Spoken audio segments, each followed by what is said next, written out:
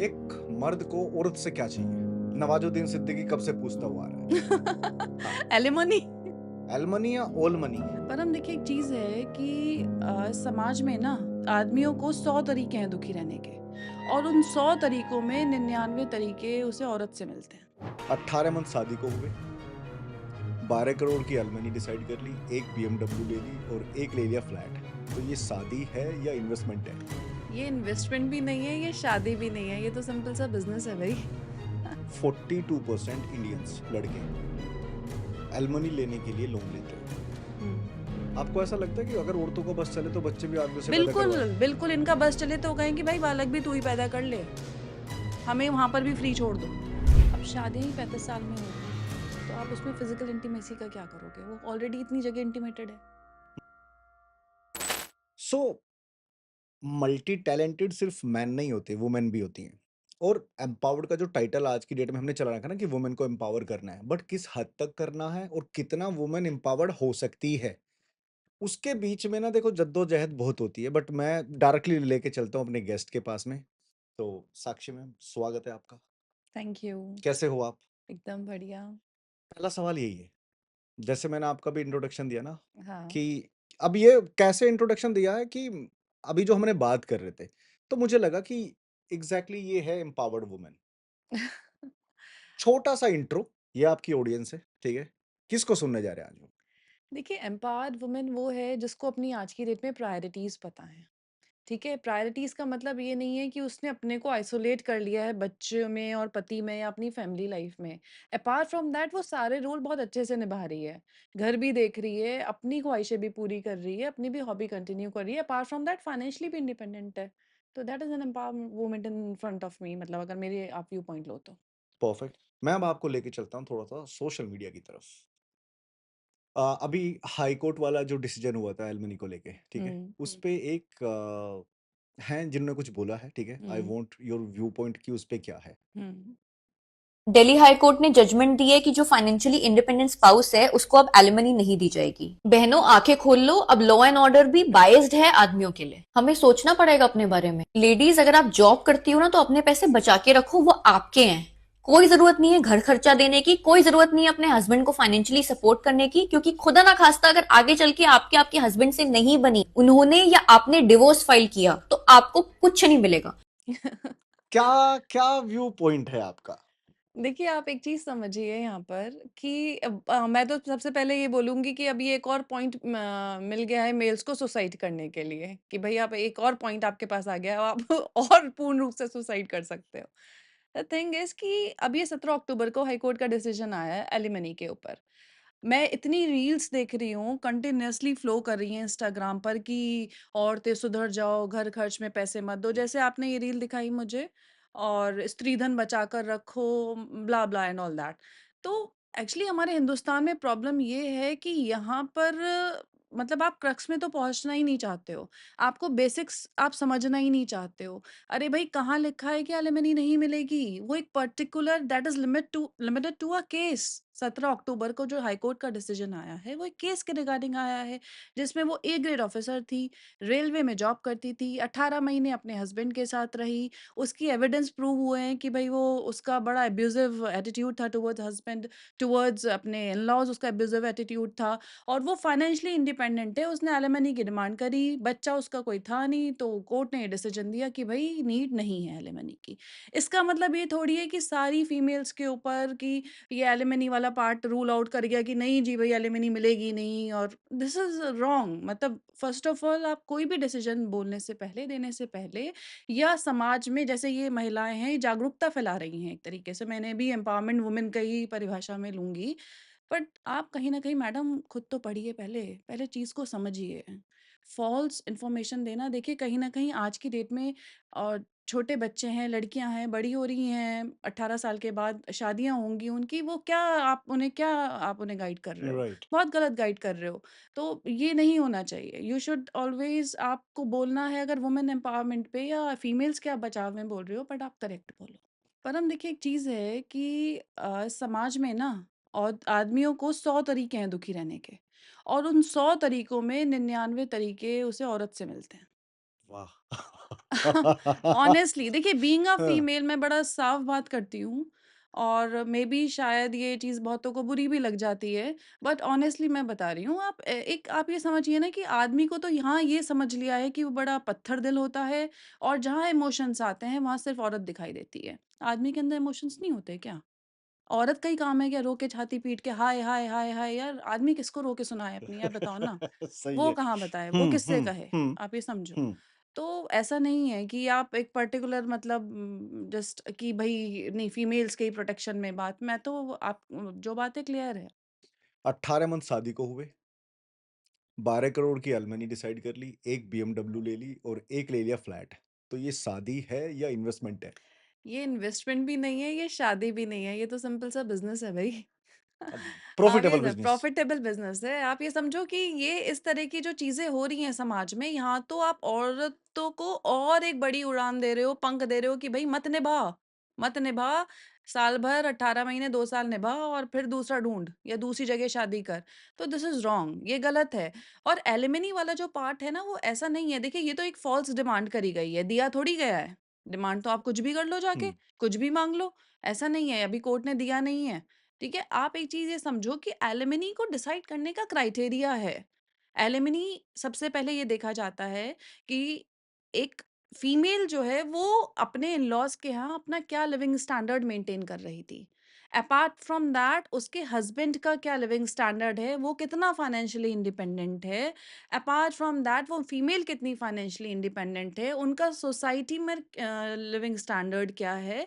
इन सबको ध्यान में रखते हुए एलिमनी डिसाइड करी जाती है। ऐसा थोड़ी है कि मान लीजिए पति कमा रहा है 50,000 रुपए, है ना? फाइनेंशियली इंडिपेंडेंट फीमेल है, वो 10 महीने या 11 महीने या साल भर अलग रही अपने घर से और वो अपने पति से कर लेगी 1 करोड़ की डिमांड फॉर एग्ज़ाम्पल, हुँ, कहाँ से देगा? तो ऐसा नहीं है, एलिमनी को डिसाइड करने का एक क्राइटेरिया है, प्रॉपर तरीके से एलिमनी के 8 पॉइंट्स हैं जो ध्यान में रखे जाते हैं। वो आप मैं इतना ज़्यादा अगर ब्रीफ करूँगी तो यहाँ पर इतना टाइम भी हमारे पास राइट। कम है, हुँ, तो ऐसा नहीं है कि आप कुछ भी माँगोगे। ओके। एक डेटा था जिसमें ब मेंशन था, यही 2 करोड़ वाली और 1 करोड़ वाली इनकम हुँ, से मेरे को याद आया, 42% इंडियंस लड़के हुँ, एलिमनी लेने के लिए लोन लेते हैं। हुँ, जिसमें से डेटा ये है कि 70% मतलब इस 30 का कुछ परसेंटेज थी 42 परसेंटेज का कुछ था कि 70% की शादी निभ ही नहीं पाती है। हुँ, तो पहले अगर आप ये डेटा देखोगे कि शादी के लिए कितने लोग लोन लेते हैं, वो था 30 से 35% का और शादी तोड़ने के एलिमनी देने के लिए वो बढ़ रहा है डेटा, यानी कि 42% लोग एलिमनी मतलब ये एक बहुत ही सैड डेटा है कि भाई 42% लड़के एलिमनी देने के लिए और ऐसी बहुत सारी रील्स वायरल भी हैं कि जहाँ पे दिख रहा है कि हस्बैंड कमा रहा है मान लो महीने के लाख रुपए और वाइफ ने डिमांड कर रखी है कि भाई मेरे को 20 लाख रुपए चाहिए। अरे भाई कैसे देगा वो 20 लाख और साल के ही 12 लाख रुपए कमा रहा है, फिर वो पर्सनल लोन ले लेता है। तो एक ये भी एक लूप होल बन डे बाय डे कहीं न कहीं ब बन रहा आप है। एक चीज़ समझो यार कि कितने ज़्यादा सुसाइड केसेस बढ़ रहे हैं और वो सुसाइड केसेस मैक्सिमम मेल्स के हो रहे हैं। What is the reason behind? कि आदमी इतना परेशान हो चुका है, वो ना घर का है, ना घाट का है, ना तो वो निवाला निगल ही पा रहा है, ना वो उगल ही पा रहा है। राइट। ठीक है? निगलना इसलिए मुश्किल हो रहा है कि भई घर में रहूँगा तो कलेश हैं, रोज़ की जूता बजाई हो रही हैं और अगर छोड़ देता हूँ तो छोड़ने के लिए पैसा है। पैसा वो बेचारा कहाँ से लाए उसके लिए वो लोन्स ले रहा है। अब लोन्स लेने के बाद भई ठीक है एक पीछा तो छुड़ाया बट अब उस फाइनेंशियल क्राइसिस से कैसे पीछा छुड़ाए? तो कहीं न कहीं ये बहुत ज़्यादा फ्रस्ट्रेशन का इश्यू है और यही मेरे हिसाब से it's leading to suicide cases मतलब मोर एंड मोर। कोर्ट को कुछ ना कुछ ऐसा तो करना चाहिए कि जहाँ पर एलिमनी का क्राइटेरिया, मेंटेनेंस का क्राइटेरिया और ये जो डिसीजन आया है ना 17 अक्टूबर में जिसमें औरतों ने हल्ला हल्ला बोल रखा है। तो ये हल्ला बोलने वाला क्राइटेरिया नहीं है। मुझे लगता है कि इससे शायद कहीं न कहीं थोड़ा-सा कोर्ट भी ये सोचता है या हमारी सरकार ने भी एक बड़ा अच्छा ये अगर इसको एक लैंडमार्क डिसीजन भी बनाते हैं तो बड़ा अच्छा स्टेप होगा कि औरतें चाहेंगी निभाना। आज की डेट में निभाना ही नहीं चाह रही हैं, वो आप ये सोच रही हैं मानते हो कि बिल्कुल नहीं चाह रही हैं हुँ, आप, बिल्कुल इट्स मतलब मैं मानने वाली तो बात ही नहीं है हुँ, ये कि बिल्कुल सही बात है, there are very rare females क्योंकि आजकल एक पंख लग चुके क्यों हैं। नहीं निभा पा रही हैं औरतें? निभाने का एक आप एक समझिए देखिए पहले क्या था कि पहले फीमेल्स कम पढ़ी लिखी होती थी। हुँ, हम लोग के अगर फादर मदर के टाइम की बात हुँ, करें तो हुँ, फीमेल्स कम पढ़ी लिखी होती थी। हुँ, मेल्स पढ़ते थे, मेल्स नौकरी करते थे। हुँ, फीमेल्स का काम था घर देखना, हुँ, आदमी का काम था कमा के घर लाना। हुँ, वो उतने में गुज़ारा करती थी जितना उसको मिलता था। धीरे-धीरे कल्चर बदला कि भई फीमेल्स पढ़ने लगीं, हुँ, पर पढ़ने के बाद भी वो एज़ अ हाउसवाइफ ही थी। ठीक ठीक है। है, तब भी थोड़ा भई उनको पता था कि हमारा काम है घर देखना, बच्चे देखना। वो भी तो एक बहुत बड़ा काम है, that is full time job. Females को लगता है कि हम घर में कुछ नहीं कर रहे हैं और हम वेले हैं, ये एक फुल टाइम जॉब है भई। मेल का काम था फिर कमाना। उसके बाद फिर थोड़ा-सा टाइम बढ़ा, अब फीमेल्स ने सोचा कि नहीं भई, अब फाइनेंशियली इंडिपेंडेंट बनो। आपके पास प्रोफेशनल क्वालिफ़िकेशन है, तो आप मूव ऑन करो। आप भी घर के मतलब फाइनेंशियल उसमें आप कंट्रीब्यूट करो। तो इट्स नथिंग बैड, अच्छी बात है। हुँ, हुँ, इसमें भई 1 से भले 2 और 2 से भले 4 ये बहुत अच्छी बात है। बट अब हुआ क्या है कि उस फाइनेंशियल इंडिपेंडेंस को फीमेल्स ने ये सोच लिया है कि हम तो अब जब आदमी के जितना कमा रहे हैं, तो अब वो काम हम नहीं करेंगे, जिसके लिए आपने हमें लिमिटेड कर दिया था। ना ही हम घर का काम करेंगे, ना ही हम आप मुझे ये बताइए ना कि आज की डेट में फाइनेंशियली इंडिपेंडेंट जो फीमेल्स हैं, फाइनेंशियली इंडिपेंडेंट मैं उनको बोलूँगी, जो आइदर एंटरप्रेन्योर्स हैं या फिर जो जॉब कर रही हैं, दे आर अपना हाउसहोल्ड कोई काम नहीं कर रही हैं। घर में कुक्स लगे हुए हैं, फीमेल्स के लिए सब में स्वीपर्स और ये सब सबके घरों में लगे हुए हैं। इनफैक्ट जो काम नहीं भी कर रही हैं, उनके घरों में भी लगे हुए हैं। हुँ, ठीक है? तो औरतों के पास इतना अबंडेंट टाइम है, ख़ास तौर वेला से घर की महिलाओं के हाँ, पास इतना हाँ अबंडेंट टाइम है कि वो कह रही हैं कि कहानी घर-घर की देखूँगी, और ठीक कलेश है? करूँगी। और कलेश करूँगी, ठीक है? और कुटाई करूँगी फिर तबीयत के साथ। ठीक है? हाँ, तो ये वाला जो क्राइटेरिया हो गया, ये बड़ा टफ़ हो गया, तो फीमेल्स को ये समझना चाहिए भई कि युग ज़रूर बदल रहा है, पर बच्चे अभी भी तुम ही पैदा कर रही हो, आदमी नहीं कर रहा है। आपको ऐसा लगता है कि अगर औरतों का बस चले तो बच्चे भी आदमियों से पैदा करवाएँ? बिल्कुल, बिल्कुल इनका बस चले तो वो कहेंगे भाई बालक भी तू ही पैदा कर ले, हमें वहाँ पर भी फ्री छोड़ दो। हमने वुमेन्स को ज़्यादा तो एम्पावर्ड नहीं कर दिया है? हमने ज़्यादा वुमेन ने खुद अपने आप को एम्पावर कर दिया। देखो उसके पीछे भी रीज़न है कि पहले पुराने टाइम में कहीं न कहीं इस तरह की फीमेल्स के साथ अब अगर मैं बात करूँ कि सतयुग की और उन त्रेता युगों की बात करूँ तो हमेशा फीमेल्स डोमिनेटिंग ही हुआ करती थी उस टाइम। हुँ, आप ये देखो ना कि हमेशा फीमेल का ही नाम पहले जुड़ता है। चाहे आप गौरी शंकर ले लो, चाहे आप राधा कृष्ण ले लो। ठीक है? फिर धीरे-धीरे जैसे ये समय बदला तो फीमेल्स को थोड़ा-सा भई करा तो गई है, सती प्रथा आई, ये सब आया, हुँ, फीमेल्स को दबाया गया। तो कहीं न कहीं देखिए कर्मा अपना ये तो कर्मा चक्र है, जो तब हुआ वो वापस लौट के आ लौट रहा है। के आ तो रहा है, राइट। फीमेल्स के साथ जो अत्याचार तब हुए थे, अब वो मुझे लग रहा है कि वो विपरीत अब जो है मेल्स के ऊपर कर रही हैं। मान सकते तो हो दिस वैसे, इज़ ऑल हाँ। कर्मा। पर कहीं न कहीं वुमेन्स को किसी ने भी ऐसी बात नहीं है, वो कहीं खुद को ही अपने आप जो है एक्सप्लॉइट कर रही हैं ऐसे और अपनी फैमिली चलाने के लिए देखिए अपनी फैमिली में अच्छा-सा कंफर्ट ज़ोन बनाने के लिए औरत को निभाना पड़ता है। मैं निभाने से मतलब ये नहीं कहूँगी कि उसको संघर्ष करना पड़ता है या फिर देखिए आप खुद सोचो अब जैसे मेरे बच्चे हैं, मेरे बच्चे को कब भूख लग रही है, कब प्यास लग रही है, अगर मैं और मेरे हस्बैंड दोनों घर पर हैं तो मुझे एहसास हो जाता है। मेरे हस्बैंड को नहीं पता चलता, हुँ, ठीक है? हाँ, उन्हें क्या पता चलेगा जब बच्चा माँगेगा तो वो दे देंगे। बट मेरे को एहसास हो जाता है। तो वो भगवान ने भी कहीं न कहीं वो 9 महीना पहले वाली जो दे रखी है ना चीज़ें फीमेल्स के पास जो एक्सपीरियंस दे रखा है, आप उसे डिनाई नहीं कर सकते हो। वो इमोशनल फैक्टर, वो बॉन्डिंग, एक घर के प्रति बॉन्डिंग, वो सब फीमेल्स को दे रखी है, तो वो इस चीज़ को अगर प्रायोरिटाइज़ कर करें, तो मेल्स भी बड़े सक्सेसफुल हो जाएँगे। आप उनके लिए एक उनका सपोर्ट बनकर खड़े हो जाओ ना। मेरा एक इस पे सवाल था supporting women can make main successful. Supporting women अरे अगर किसी की फैमिली लाइफ अच्छी है, किसी की मैरिड लाइफ अच्छी है और उसकी पत्नी उसके साथ खड़ी है हाथ थामे, तो वो आदमी तो कुछ भी कर जाएगा, इतना सरल है भई। But rarely supporting. Rarely supporting तो है नहीं फीमेल्स आज की डेट में खुद को ही सपोर्ट कर रही हैं। यस। आप ये समझिए, वो हुँ, मेल को सपोर्ट हुँ। करना एक अलग चीज़ है, वो खुद को सपोर्ट कर रही हैं। अब ये ऐसी-ऐसी रील्स आप मुझे दिखा रहे हैं, तो इसमें तो ये और भी ज़्यादा आग लगाने वाली हो गई ना, कि अरे खुद को बचाओ, खुद को सपोर्ट करो, तो उनको लग रहा है अब ये ऐसी रील्स कितना गलत समाज में इन्फॉर्मेशन दे रही हैं, कितनी गलत समाज में इससे चीज़ें पहुँच रही हैं कि भई अपना घर खर्च में कुछ पैसा मत दो। आपने वो वाली देखा था कि आप अपनी डाउरी भी कैलकुलेट कर सकते हो? हाँ, वो किसी मैट्रिमोनियल साइट का था शायद ये कुछ ये ऐसा साइटों व्लॉग्स का हाँ। कोई रिलेशन पे इम्पैक्ट आता है इन सारी चीज़ें देख के? बिल्कुल आता है देखिए अभी अब हम लोग तो देखिए इस स्पैन में है लाइफ के कि ये चीज़ें हमें बहुत ज़्यादा इन्फ्लुएंस नहीं करेंगी। पर अगर मैं वहीं छोटी उम्र की बच्चियों की बात करूँ, तो सोशल मीडिया का इम्पैक्ट तो हर किसी के ऊपर ही है। और इस तरह की रील्स देखकर, इस तरह की इन्फॉर्मेशन मिसलीडिंग इन्फॉर्मेशंस कहूँगी, सरकार को इसे बैन करना चाहिए। ये मिसलीडिंग इन्फॉर्मेशंस हैं, इनको देखकर हमारी जो बच्चियाँ हैं वो किस गलत राह जा रही हैं। एक मर्द को औरत से क्या चाहिए? नवाजुद्दीन सिद्दीकी कब से पूछता हुआ आ रहा है। हाँ, एलिमनी एलमनी या ओल मनी? एलिमनी, ऑल मनी वैसे बराबर ही है ना, ओल मनी कर अब देना चाहिए। सोचिए ऑल मनी कर देना चाहिए बल्कि मुझे तो लगता है कि ऑल मनी आप समझो ना money is not limited to alimony is not limited to money और मनी के साथ-साथ तुम उसकी मानसिक स्थिति तो सारी निचोड़ ही रही हो, उसको क कहीं न कहीं मानसिक देखिए कहीं नहीं रह पा रहा है आदमी सुकून से, हुँ। ठीक है? मेंटली फ्रस्ट्रेट हो ही गया। बहुत तगड़ा डेंट है ना ये। ये अरे डेंट आप ये मान के चलिए कि कुछ बचा ही नहीं है आदमी के पास, उसकी सूझबूझ खत्म हो जाती है। मैंने कितने केसेज़ ऐसे देखे हैं जहाँ पर आदमी रहना चाहता है औरत के साथ, वो चाहता है मैं कॉम्प्रोमाइज़ चाहता हूँ। मैं और ख़ास तौर से मैं ये जो रैंडमली केसेज़ देख रही हूँ वो वहाँ बहुत देख रही हूँ, जहाँ पर एक पेरेंट्स की जो मतलब जैसे मान लीजिए सिंगल डॉटर है या खाली डॉटर्स ही हैं, तो वो तो शादी के दिन ये कहकर भेज रहे हैं अभी मैंने एक परसों ब्लॉग देखा उस ब्लॉग में था कि एक बाप ने अपनी बेटी से बोला कि बेटा निभा सके तो अच्छी बात है वरना तो घर आ जाना। तो मैंने ये ब्लॉग देखा ना, I was surprised by like हम लोग के टाइम में क्या होता था?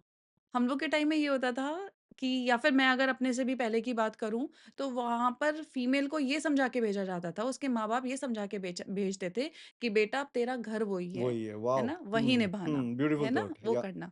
और यहाँ पर आप पेरेंट्स की थॉट देखिए ना, वो शादी के टाइम पर, विदा के टाइम पर एक ब्लॉग देखा मैंने, उसमें वो अपने फादर अपनी बेटी को बोलता है कि बेटा बहुत अच्छे से रहना, अच्छे से मतलब आप वो करना और वरना तो वापस आ जाना। मैं एग्री करता हूँ इस बात से। अगर आप हाँ, सर्वाइव ना कर पाओ मतलब डोंट यू मतलब सिंपल से एक फादर की जो व्यू पॉइंट था वो ये था कि भई बेटा एडजस्ट करने की कोई नीड नहीं है। अरे एडजस्ट क्यों नहीं करना होता? आप मुझे बताइए कि आप भी परम घर से बाहर निकले होंगे, तो कम्फर्ट ज़ोन कहीं न कहीं खत्म हुआ होगा ना? बिल्कुल। ठीक है, आपने यहाँ पर आके भई आपको खाने का कम्फर्ट ज़ोन होगा घर पर, वो खत्म हुआ होगा, रहने का होगा, वो कम्फर्ट ज़ोन खत्म हुआ होगा। अपार्ट फ्रॉम दैट बहुत नए-नए चैलेंजेज़ आए होंगे। तो एक फीमेल के लिए भी भई वो दूसरे घर जाती है तो बहुत सारे चैलेंजेज़ होते हैं। उसको डिफरेंट कल्चर ही डिफरेंट हो जाता है कहीं न कहीं, उसे समझने में समय लगता है। बट इसका मतलब कि पेरेंट्स ये कह दें कि भई नहीं हो सकता एडजस्ट तो आ जा वापस, तो वो क्यों करेगी एडजस्ट?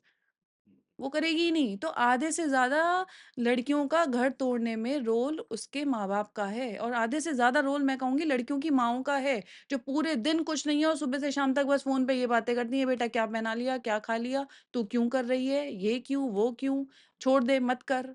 तो ये सब चीज़ें कहीं न कहीं आज के अगर आप लोग चाहते हो कि आपके बच्चों के जीवन सुखी हों, तो आपको अपने अंदर ये चेंजेज़ लाने पड़ेंगे। मैं सब लड़कियों की माँओं से ये बोलूँगी कि वो अपनी लड़कियों को सपोर्ट करें, नो डाउट हर पेरेंट को करना चाहिए, बट उनकी शादी, उनके रिश्ते निभाने में, ना कि उन्हें तोड़ने में।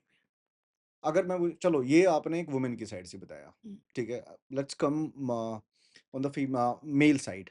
मेल को आप किस तरीके से एक्सप्लेन करना चाहोगे? किस तरीके से एलैबोरेट करना चाहोगे? देखिए आदमी जो है ना पुरुष, बहुत ही सिंपल सा क्रिएचर है वर्ल्ड में। क्रिएचर। मैं तो उसे क्रिएचर ही बोलूँगी। हुँ, द रीज़न बिहाइंड इज़ उसे समझना इतना सरल है, उसे कुछ नहीं चाहिए जितना आप कह रहे हो ना कि औरत इमोशनल होती है, उससे कहीं ज़्यादा आदमी इमोशनल होता है, बट वो एक्सप्रेस नहीं करता है। तो क्या आप में उतना कैलिबर नहीं है कि आप उसके इमोशंस को समझ जाओ, उसकी खामोशियों को समझ जाओ? देखिए, जब शादी हो जाती है ना, तो शादी से पहले जैसा बच्चा माँ के लिए होता है ना, उसके बाद वो फिर बीवी के लिए हो जाता है। वॉव!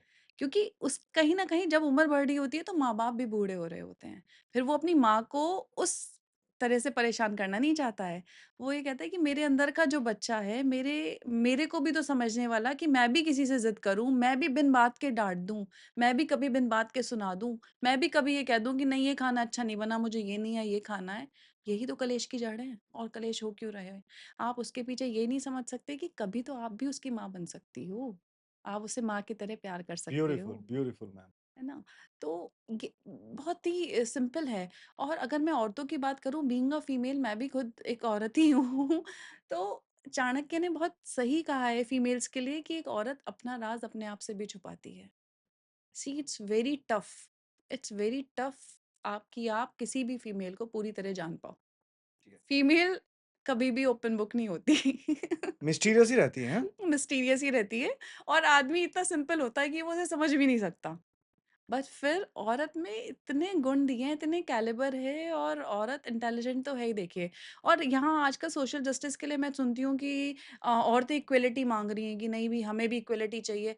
अरे यार, तुम इक्वलिटी क्यों माँग रही हो? तुम्हारा तो दर्जा वैसे ही आदमी से ऊपर है, क्यों तुम्हें समान होना है? आप एक बताइए, अगर आपको कहीं 12 अंक मिले हैं तो आप चाहोगे आपको 10 मिलें? आप समझो ना, सिंपल। यहाँ पर फीमेल्स, इतनी फीमेल वर्सेटाइल होती है। कौन आदमी होता है जो घर का काम, बाहर का काम, बच्चों को देखना, बच्चों की school, PTM, apart from that अपना जॉब देखना, या अगर एंटरप्रेन्योर है अपना देखना, और उसके बाद बच्चों के पसंदीदा खाने भी बनाती है। कौन आदमी कर सकता है? तो ये बोलना ठीक रहेगा कि now women become a man now? नहीं, नहीं, नहीं, नहीं, वुमेन मैन नहीं बनी है। आदमी क्यों बनना है उसको? तो बहुत दर्जे ऊपर है आदमी से। क्यों वाह! बनना है उसको? मैं तो ये बोल रही हूँ कि ये आप समझ पा रहे हो। मैं चाहती हूँ कि जो मैं समझ पा रही हूँ, देखिए, हर इंसान अपना एक्सपीरियंस बोलता है। हुँ, मैं अपना एक्सपीरियंस ही बता रही हूँ। Hmm, see, for 13 years I was in affair.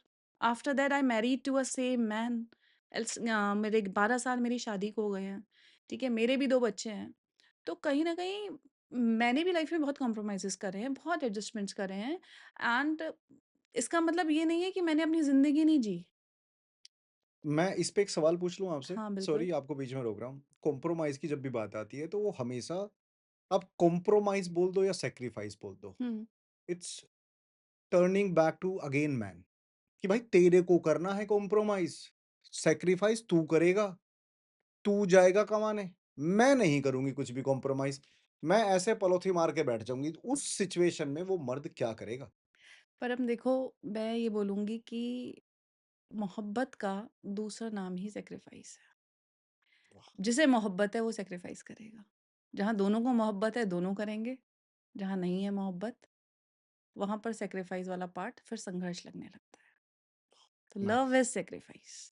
आप जब तक दूसरे के लिए करोगे, देखो, कोई भी रिलेशन हो, ठीक है? तब तक वो एक अच्छी बॉन्डिंग बनी रहेगी, आपका एक अच्छा रिलेशनशिप चलता रहेगा, और वो मैं खाली हस्बैंड वाइफ के हुँ, रिलेटेड नहीं बोल रही हूँ, हर किसी के साथ। आप अच्छा एक बात बताओ, फीमेल्स यहाँ पर लाइफ पार्टनर को लेकर इतनी ज़्यादा उसमें आ जाती हैं कि हुँ, भई कॉम्प्रोमाइज़ जो आप बोल रहे हो, या फिर, हुँ। तो क्या कॉम्प्रोमाइज़ अपनी फैमिली में कभी नहीं करा होता? सब करते हैं। सब करते हैं ना? आपकी बहुत सारी एम्बिशंस होती हैं, जो आपके शायद फादर रिस्ट्रिक्ट कर देते हैं। हुँ, बहुत सारी चीज़ें होती हैं जो मदर रिस्ट्रिक्ट कर देती हुँ, है, हुँ। ठीक है? बहुत सारी चीज़ें आफ्टर मैरिज ऐसी होती हैं जो आप बच्चों की वजह से नहीं कर पाते हो। तो राइट। जब आप अपने बच्चों के प्रति वो प्रेम दिखा सकते हो, तो अपने पति के प्रति भी तो वो प्रेम दिखा सकते हो ना। उसे जैसे आप अपने बच्चे को समझते हो कि भई आज उसे ये नहीं खाना है, चल मैं दूसरा कुछ बना देती हूँ। या आज उसे ये करने का मन नहीं है, आज वो गुस्सा है, उसे शांत रहने दो, उसे अकेला छोड़ दो।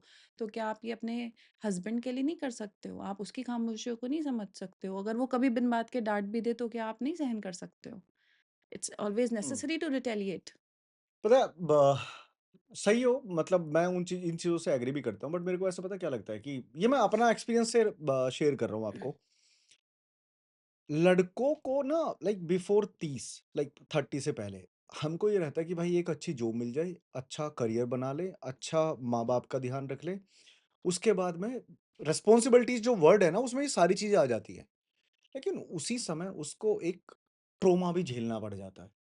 और वो ट्रॉमा ये होता है व्हेन यू आर टर्निंग 30 30 के बाद की जिंदगी अगर मान लो मैंने शादी ही लेट करी है ठीक है जो जनरली आजकल ट्रेंड बन गया है भाई मेरे को सबसे पहला तो मुझे अपने करियर का सोचना है फिर जब मेरी रिस्पॉन्सिबिलिटीज आ जाती है उसके बाद सिर्फ एक रिस्पॉन्सिबिलिटीज बचती है बीवी वाली वो कब पूरी तमाम उम्र निकल जाती है तो मैं उस एज में रिस्पॉन्सिबिलिटीज निभाऊं सारी या इन तरफा चाहे वो डिवोर्स की तरफ जा रहे हो चाहे वो रिलेशनशिप ब्रेक की तरफ जा रहे हो उन चीजों को मैनेज करूं। आप एक चीज़ समझो परम, कि पहले क्या था ना कि शादियाँ 25-26 साल तक हो जाती थी, ठीक है? और फीमेल्स इतनी करियर ओरिएंटेड नहीं होती थीं, तो घर अपना चलता रहता था। हुँ, घर इसलिए चलता रहता था क्योंकि ख्वाहिशें इतनी नहीं होती थीं, जितना आदमी कमा कर लाया उसमें पूर्ण रूप से अपना जो है घर चलता था। इस तरह से चीज़ें थीं। अब सिनेरियो डिफरेंट हो गया है। अब एक्सपेक्टेशंस बढ़ गई हैं फीमेल्स की भी एज़ वेल एज़ मेल्स की भी मैं बोलूँगी। तो सबसे पहले तो शादियाँ टाइम से ही होनी चाहिए। अगर मैं मेडिकल पॉइंट ऑफ व्यू से बोलूँ तब भी, हुँ, और अगर मैं रिस्पॉन्सिबिलिटी मतलब एक लड़का ना देखो शादी से पहले अल्लड़ ही रहता है। हुँ। उसके ऊपर रिस्पॉन्सिबिलिटी का एहसास उसको होता ही शादी के बाद है इन मेजॉरिटी ऑफ हुँ, केसेस। ठीक है? Exceptions are always there.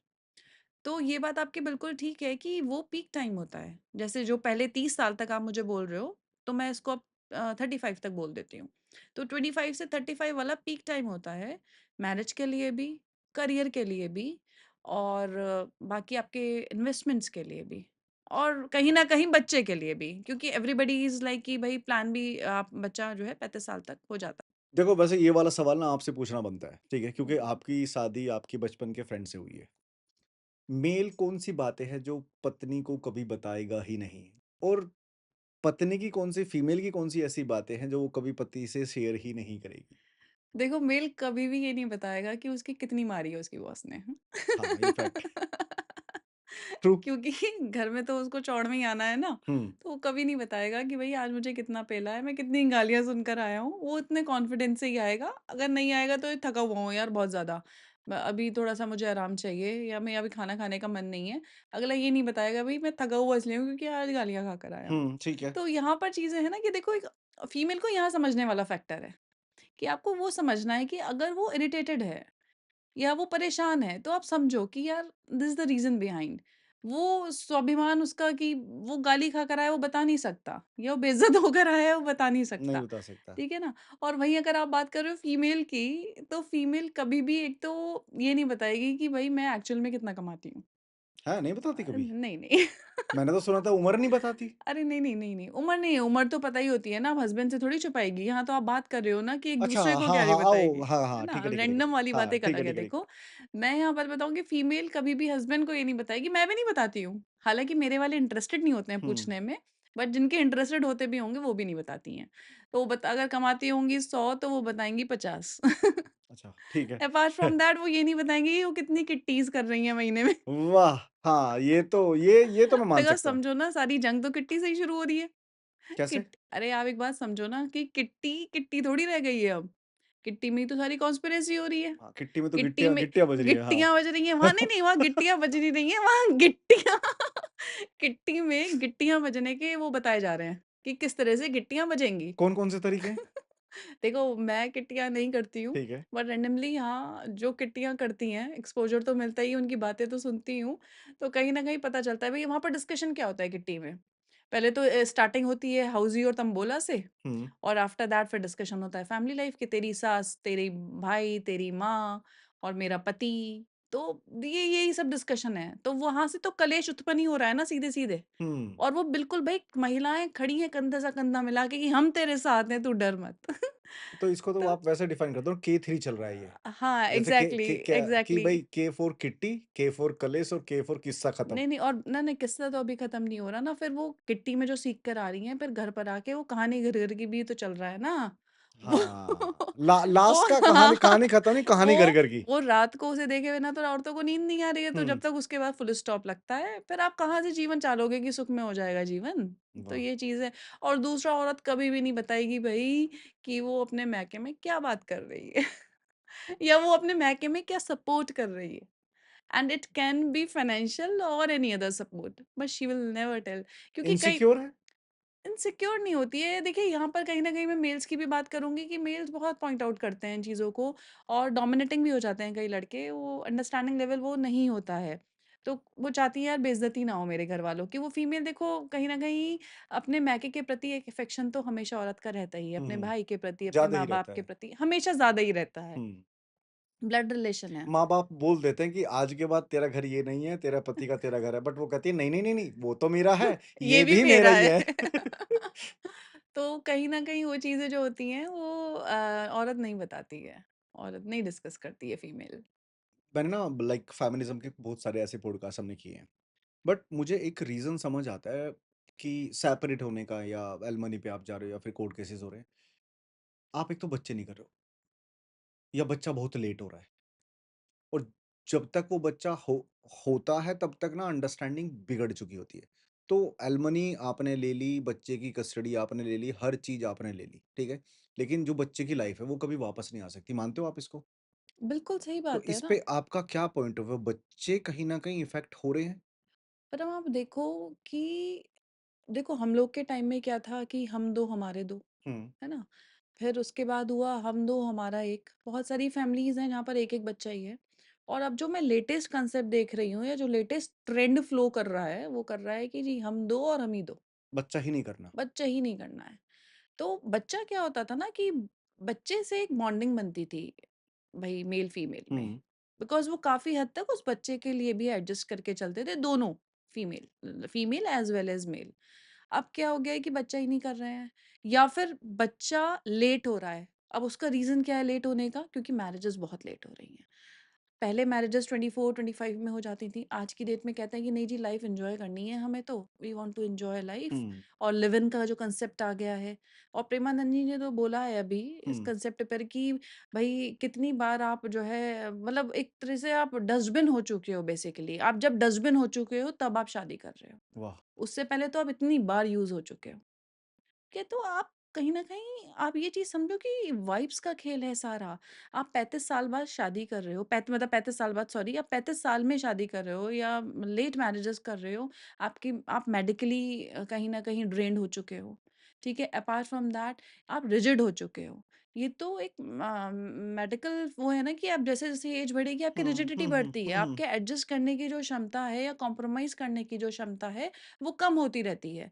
ठीक है? आप शादी ही उस टाइम पर कर रहे हो और वो भी उससे कर रहे हो जिससे आप रैंडमली मिले हो, काइंड ऑफ अरेंज मैरिज या 6 महीने या साल भर वाली। बिकॉज़ उससे पहले तो इतने आपके ब्रेकअप्स हो चुके हैं, हुँ, इतने हुँ। अफेयर रह चुके हैं, तो वो मज़ा नहीं आता। आप कहीं न कहीं मेंटली इतने स्ट्रॉन्ग हो चुके हो कि अब आपको वो इमोशंस खत्म हो चुके हैं। ठीक है? आपकी शादी हुई, आपने देखा जी एडजस्टमेंट हो रहा है तो हो रहा है, ठीक है? बच्चा आप करना भी चाह रहे हो तो नहीं हो रहा है, बिकॉज़ ऑफ मेडिकल रीज़न्स। पता है ये सवाल मेरे को क्यों आया था? एक हाई कोर्ट की ही वो देखा था मैंने, मैं आपको दिखाता भी हूँ और आपका इस पे व्यू पॉइंट भी हुँ, लूँगा। सर ये खुद पोस्ट ग्रेजुएट डॉक्टर हैं, ये खुद भी एमडीएस है, मेरे बराबर क्वालिफाइड है सर। इन्होंने जस्ट एलिगेशंस लगा लगा के डॉक्टर साहब, या तो आप मिसगाइडेड हो या बहुत ज्यादा चतुर हो। मीडिएशन प्रोसेस वापस से अगर फैमिली कोर्ट में शुरू की जा रही है कटनी में, मैं उसमें वापस से जाना चाहूंगा सर। ना अमाउंट मेरे लिए पॉसिबल नहीं होगा इनको दे पाना सर। चलिए, ये चीज़ें चल रही हैं। एलिमनी और मेंटेनेंस में डिफरेंस होता है। होता है? इसको एक बार इलैबोरेट करो बिकॉज़ लोग कन्फ्यूज़ हो जाते हैं कि भाई मेंटेनेंस क्या हो गया, एलिमनी क्या हो गया? भाई ये थोड़ी ना कि आपने एफडी भी ले ली और सारे म्यूचुअल फंड भी ले लिए और उसकी प्रॉपर्टी अपने नाम पे करा के बैठ गए। ठीक है, मेंटेनेंस पे आप डिमांड कर सकते हो ना, ठीक है। अगर आप वर्किंग लेडी हो तो। अब हुँ, क्योंकि बहुत सारे लोग अगर ये लाइन नहीं बोलता तो काफ़ी हुँ, लोग कुछ ना कुछ बोलते हैं। हुँ। क्या बोलोगे आप? देखिए, एलिमनी एंड मेंटेनेंस, मेंटेनेंस तभी शुरू हो जाता है जब आपने डिवोर्स केस फाइल किया। कोर्ट एक पर्टिकुलर अमाउंट बांध देता है कि भाई ये इस को मिलेगा, ठीक है? बिकॉज़ ये जो लिविंग स्टैंडर्ड या जो मान लीजिए अगर बच्चा है, तो बच्चे की फीस या जो भी एक लिविंग स्टैंडर्ड एक फीमेल को चाहिए, एक कोर्ट वो मेंटेनेंस बाँध देता है। एलिमनी इज़ लाइक कि जब आपका डिवोर्स फाइनल हो गया है, उसके बाद एक क्लब अमाउंट जो कि टैक्सेबल भी है। Hmm. Maintenance is not taxable. वो एक क्लब अमाउंट होता है जो टैक्सेबल है, जो सर्टेन पॉइंट्स को ध्यान में रखते हुए कोर्ट अलॉट करती है। तो maintenance and alimony somehow they are related but they are entirely a different terms. एक सक्सेसफुल मैरिज में इंटीमेसी का कितना बड़ा रोल रहता है? See, it's very important, but ये तब इम्पोर्टेंट था जब शादियां बहुत सूझबूझ से और कम उम्र में हुआ करती थी। अब शादियां ही 35 साल में हो रही हैं, तो आप उसमें फिजिकल इंटीमेसी का क्या करोगे? वो ऑलरेडी इतनी जगह इंटीमेटेड है, हुँ।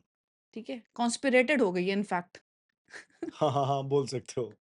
आप समझ रहे हुँ, हो हुँ, कि भाई 35 साल हुँ, अगर लड़का है या लड़की है तो देयर वेरी रेयर केसेस कि वो फिजिकली कहीं इंटीमेट हुए ना हो, राइट। है ना?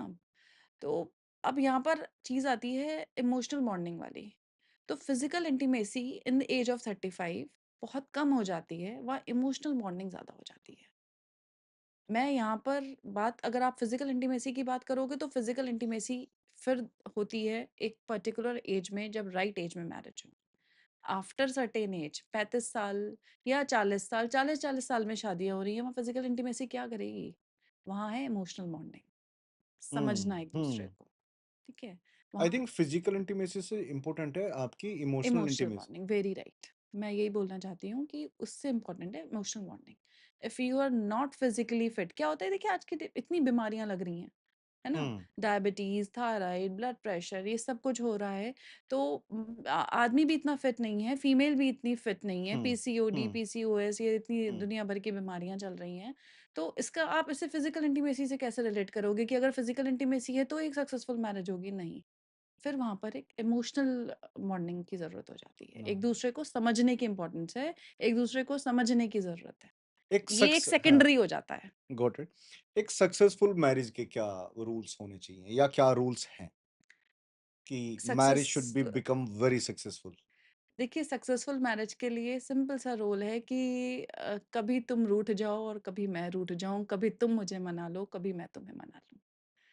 तो अगर ये चीज़ें समझ में आ जाती हैं, है ना? अगर एक फीमेल अपने रोल्स को बहुत अच्छे से डिफाइन कर लेती है, अपने रोल्स को बहुत अच्छे से समझ लेती है, वो अपनी प्रायोरिटीज़ को समझ लेती है, मेल अपनी प्रायोरिटीज़ को समझ लेता है। हालाँकि मेल काफ़ी हद तक अपनी प्रायोरिटीज़ समझते हैं। आज की डेट में फीमेल्स को प्रायोरिटी समझने की बहुत ज़्यादा ज़रूरत है। वो ये समझ रही हैं कि बच्चा काल पालना खाली मेरी ही प्रायोरिटी नहीं है, घर देखना मेरी प्रायोरिटी नहीं है। और फाइनेंशियली इंडिपेंडेंट रहना मेरी प्रायोरिटी है। अपने बाहर घूमना मेरी प्रायोरिटी है, किट्टीज़ आर माय प्रायोरिटी, बच्चों को क्रेच में डालना मेरी प्रायोरिटी है, ठीक है? हुँ, तो ये सब चीज़ें जो है ये ही एक बहुत कलेश का जड़ बनती जा रही हैं। मैं आज की फीमेल से पूछूँगी कि जैसा आपके पेरेंट्स ने आपकी ग्रूमिंग दी, जैसा आपके पेरेंट्स ने आपका ब्रॉट अप दिया, क्या आप वो अपने बच्चों को दे पा रहे हो? तो हुँ, अधिकतर जवाब मिलेगा नहीं। नहीं। तो जाते-जाते पोएट्री तो रह गई, तो उसको प्लीज़ सुनाइए आप। ठीक है, मैं बिल्कुल अभी मैंने एक रीसेंट पोएट्री लिखी है मेल्स के ऊपर, हुँ, उनके इमोशंस को बेसिकली एक्सप्रेस करते हुए। क्योंकि जनरली वो एक्सप्रेस नहीं करते हैं ना मेल्स, उनको ये बताया गया है नहीं कि बड़ा करते हाँ। स्ट्रॉन्ग होता हुँ, है हुँ, और दे आर लीस्ट एक्सप्रेसिव। तो मेरी उम्मीदें ज़्यादा नहीं, बस तुम पर थोड़ा-सा हक चाहिए। हूँ अगर खामोश या गुस्सा, समझ सको तुम वो सब्र चाहिए। जब भी मैं लौटूँ थक कर घर, तेरे हाथ के परसे खाने में वो माँ जैसा दुलार चाहिए। जो उतार दे थकान मेरी, तेरे लबों पर वो मुस्कान चाहिए। वॉव! मैं रूठूं और तुम मनाओ कभी, क्योंकि सारा जो रूठने वाला राइट है वो तो फीमेल्स के पास है। फीमेल्स के पास है, फैक्ट। तो ये मेल कह रहा है हुँ, कि मैं रूठूं और तुम मनाओ कभी, ऐसे वो जज्बात चाहिए। मैं रूठूं और तुम मनाओ मनाओ कभी। कभी, ऐसे वो जज्बात चाहिए। पत्थर दिल का खिताब हटाकर, ओहो! मुझे भी तेरी कभी वो नम्र गोद चाहिए। क्या बात है, वेरी डीप। तेरे कंधे पर मोम सा, तेरे कंधे पर मोम सा पिघलने का मुझे भी वो क्षण चाहिए। हुँ, मेल आपके पास आएगा भी ना, वो कितनी परेशानियों से जूझ रहा होगा, but he will not narrate कि उसको एक्चुअली प्रॉब्लम क्या है। तो तेरे कंधे पर मोम सा पिघलने का मुझे भी वो क्षण चाहिए।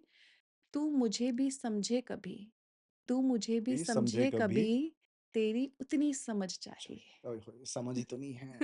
हुँ, मुझे तुझसे अपने हर एक जख्म की दवा चाहिए। वाह! मुझे तुझसे अपने हर एक जख्म की दवा चाहिए। ना बने कभी एक दूसरे के लिए अजनबी, वो तेरे से उम्र भर की सजा चाहिए, वो उम्र भर की सजा चाहिए। और ना हो सका तुझसे कुछ तो मुझे सारी एलिमनी चाहिए।